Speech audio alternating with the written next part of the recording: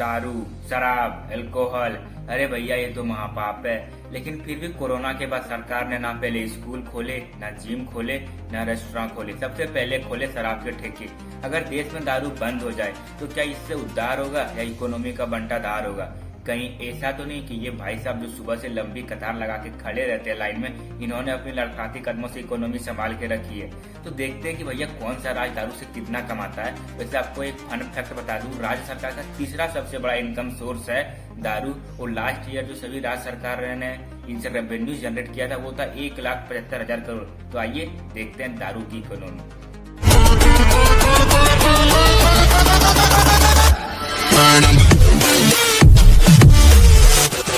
Alcohol का जो global market है वो है 1448.2 बिलियन। 1 बिलियन का मतलब होता है 8,000 करोड़ भारतीय रुपया। आप इसको 1448 से मल्टीप्लाई कर दो, इतना बड़ा है भैया दारू का मार्केट। और ये जो है अगले 10 साल में 11% की रेट से बढ़ने वाला है।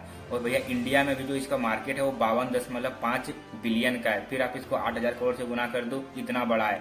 और भैया हम भी 8% की रेट से जो है बढ़ता जा रहे हैं इस ग्लोबल मार्केट में। अब बात यह है कि भैया इतना बड़ा मार्केट कैप है। और हाल ही में जो है कि food ministry of government of India के डाटा के अनुसार कि ये इसमें जो है अल्कोहल का प्रोडक्शन 15% तक बढ़ गया। और ये इंडस्ट्री जो है लगभग 15 लाख लोगों को रोजगार भी देती है, इतनी खराब भी नहीं है। एक डाटा के अनुसार 2015 में 21 करोड़ भारतीय शराब का कंजप्शन करते थे, लेकिन अभी लेटेस्ट डाटा के अनुसार 2019 के अकॉर्डिंग ये जो संख्या बढ़ के 29 करोड़ हो गई है।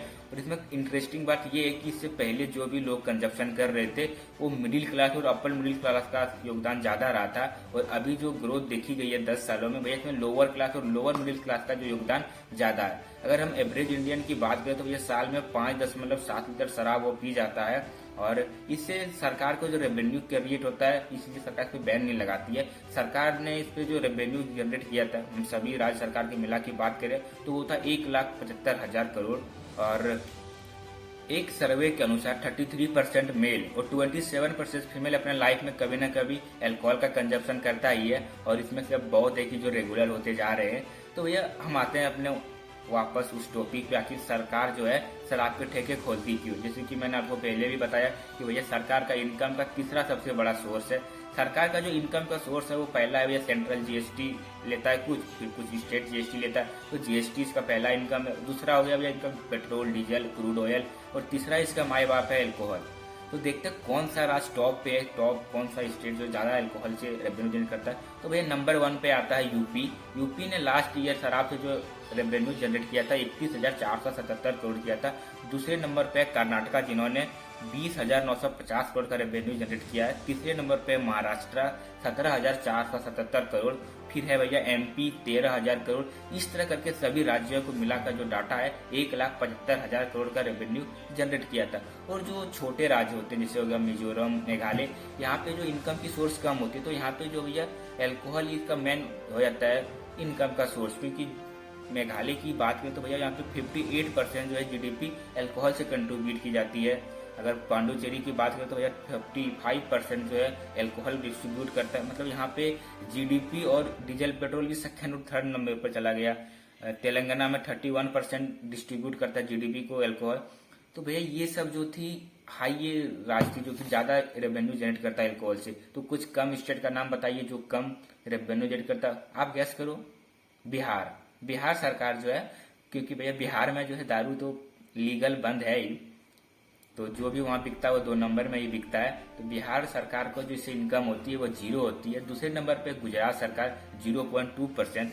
तीसरे नंबर पे है मणिपुर और चौथे नंबर पे है गोवा 8%। तो बिहार में जब से दारू बंद हुआ है तो ये बिहार सरकार को हर साल सालाना 3500 करोड़ का घाटा लग रहा था। वो भैया बिहार सरकार के मंत्री परेशान है कि भैया इतना बड़ा नुकसान का भरपाई कहाँ से करें। वो जुगाड़ लगा रहे हैं, सोर्स तलाश रहे हैं, लेकिन अभी फिलहाल उसको कोई जुगाड़ मिला नहीं है। लेकिन बिहार में दारू बंद हुआ, 3500 करोड़ का घाटा लगा बिहार सरकार को, लेकिन इकोनॉमी को इससे कोई प्रभाव नहीं पड़ा। अब बोलोगे ये क्या बात करो भाई 3500 करोड़। और ऐसा कि जिस साल बिहार में दारू बंद हुआ बिहार सरकार को 3500 करोड़ का घाटा लगा, लेकिन उसी साल सेम उसके पड़ोसी राज्य उत्तर प्रदेश में 3,000 करोड़ की सेल बढ़ गई। उसके उड़ीसा में 4,000 करोड़ से 4,800 करोड़ हो गया। भैया झारखंड में दारू की सेल बढ़ गई। मतलब पीने वालों की संख्या कम नहीं हुई। इनका कहना है तुम नहीं बेचोगे तो क्या पीना छोड़ दें। वो कहते हैं ना, विकास सर का कहा, तुम नहीं तो कोई और सही, कोई और नहीं तो कोई और सही, बहुत लंबी है जमी, मिलेगा लाख हंसी, इस जमाने में तुम अकेली तो न शर्म नहीं। तो भाई वही कहानी है कि अगर तुम बेचना छोड़ दोगे तो क्या पीना छोड़ देंगे। तो ये है, इतना ज्यादा रेवेन्यू है। सरकार जो इस पे बैन लगाएगी नहीं, क्योंकि सरकार का इसका इनकम होती है। जाते जाते मैं आपको एक और बात बता दूं, एक व्यक्ति है जो कि सोशल सर्विस है, नाम तो भी मैं भूल गया हूँ। ये काम करते ही इन्होंने 113 लोगों पे सर्वे किया, मतलब एक एनजीओ चलाते हैं शराब छुड़ाने का। तो इन्होंने पाया कि भैया 113 लोगों का जो एवरेज इनकम था वो 1661 रुपये था, और वो जो एल्कोहल पे एक्सपेंड कर रहे थे वो 1938 रुपया कर रहे थे। मतलब अपनी इनकम का पूरा तो कर ही रहे थे, प्लस लोन लेके भी शराब पी रहे थे। तो ये हाल है भैया। आप देश की इकोनॉमी को कंट्रीब्यूट करते हो, अच्छी बात है, लेकिन आप अपनी इकोनॉमी का भी ध्यान रखो। वैसे मैं सजेशन क्या दूं, उतना लायक तो हूँ नहीं, फिर भी जो भी भाई सब चच्चा हैं, भरोसे वाले चच्चा सब, भाई पीजिए शराब, लेकिन लिमिट में अपनी इकोनॉमी बचा के। आप देश की इकोनॉमी को कंट्रीब्यूट करते हैं, अच्छी बात है, लेकिन अपनी इकोनॉमी भी बचा के चलिए। सरकार तो इस पे बैन बिल्कुल भी नहीं लगाई, क्योंकि वो इसका इनकम है, इतना इनकम जितना दारू से आता है वो किसी और इंडस्ट्री से आ नहीं सकता है। और जितना भी मैं बात करा 1,75,000 करोड़ की, भैया ये लीगल है, जो लाइसेंस लेके बेचते हैं उसका बात किया मैंने। 2 नंबर का कच्ची बिक्री, ये सब का बात नहीं कर रहा।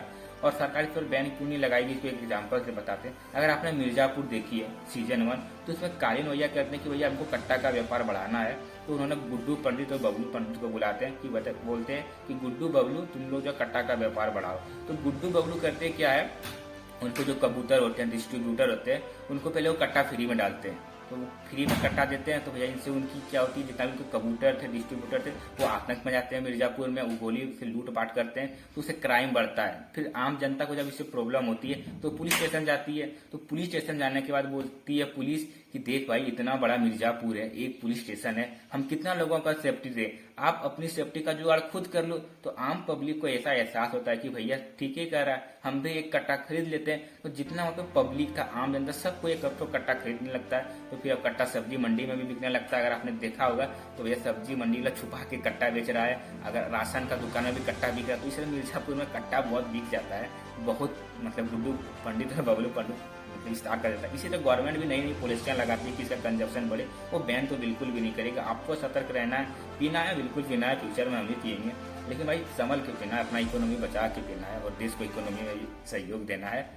और अभी मैं एक और वीडियो लाने वाला हूँ जल्दी, कि टैबेको और सिगरेट के बारे में, कि भैया उसका कितना बड़ा मार्केट। एक आईटीसी कंपनी है जिसका मार्केट का 4,87,000 करोड़ है, सिर्फ एक कंपनी का। इस तरह और भी कंपनी है, 4 मीनार का ब्रांड है, मालबेरो का ब्रांड है, उनका भी इनकम बहुत लेवल है।